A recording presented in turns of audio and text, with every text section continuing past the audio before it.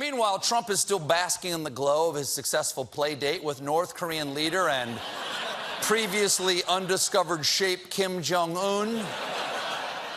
But it has been kind of shocking to hear all the nice things Trump said about one of the most vicious dictators alive. His country does love him. His people, you see the fervor. They have a great fervor. I do trust him, yeah. Obviously, he's a pretty smart cookie. He's a very smart guy. You know, he's a strong guy. He's got a very good personality.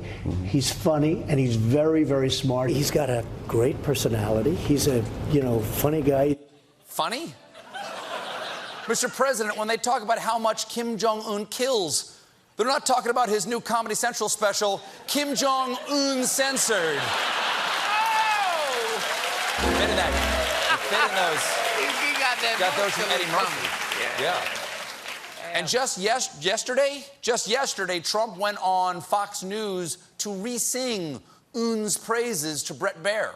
You call people sometimes killers. He is a killer. I mean, he's clearly executing people. He's a tough guy. Hey, when you take over a country, tough country, with tough people, and you take it over from your father, I don't care who you are, what you are, how much of an advantage you have. If you can do that at 27 years old, that's 1 in 10,000 that could do that. 1 in 10,000. He's amazing. He was the #1 draft choice in my fantasy dictator league. My team's looking great this year. Looking fantastic. And it's not just their leader he respects. Today, North Korean television broadcast some behind-the-scenes footage of Trump meeting North Korean officials, and wait for it, and he salutes. He salutes a North Korean general. Our commander-in-chief saluted our enemy. Or either that or he was just confused. I'm a huge fan of your chicken, General Tso. I love the peanuts. I like it with brown rice. Now, the summit did not produce many tangible results. We agreed to stop running military drills in South Korea, and they agreed to let us do that. But Trump did get one good promise. He won a pledge from Kim to return the remains of those Americans killed in the Korean War. Finally, these soldiers' families will get some closure. Well done, Mr. President.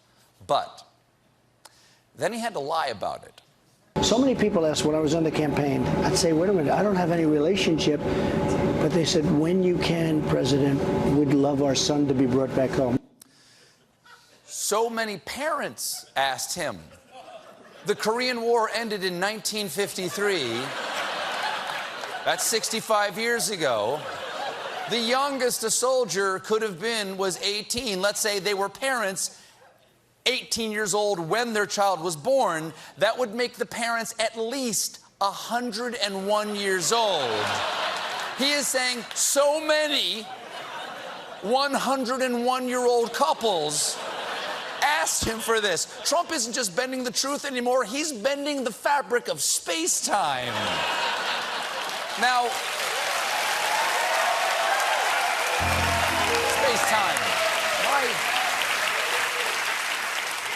My father-in-law served during the Korean War. If his parents were alive, I think they would be 127 years old, or as we call them here at CBS, our target demo. Welcome.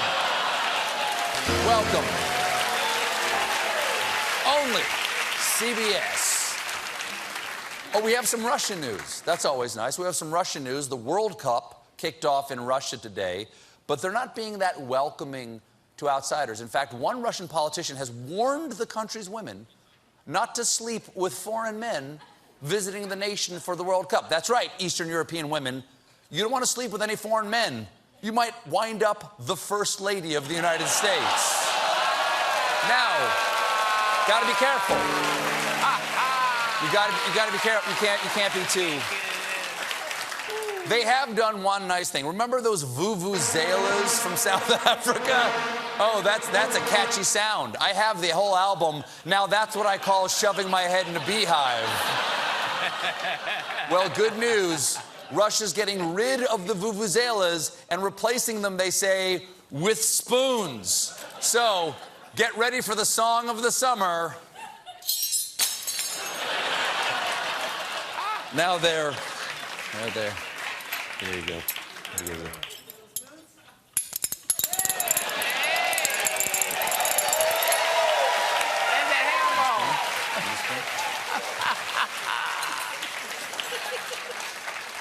They're also introducing something totally new to Russia. It's happiness. In fact, Russian workers are undergoing training to learn how to smile ahead of the World Cup. Rule number 1, when something, say something, and something make you happy, you make smile. If really happy, you make laugh. Laugh is like scream, but short. Or, as they say on internet, lol, lol, lol, lol. Here we have training video.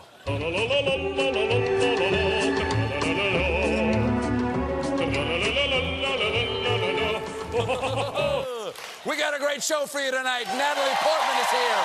But when we return, I address a troubling situation on our border just in time for Father's Day. Stick around, won't you?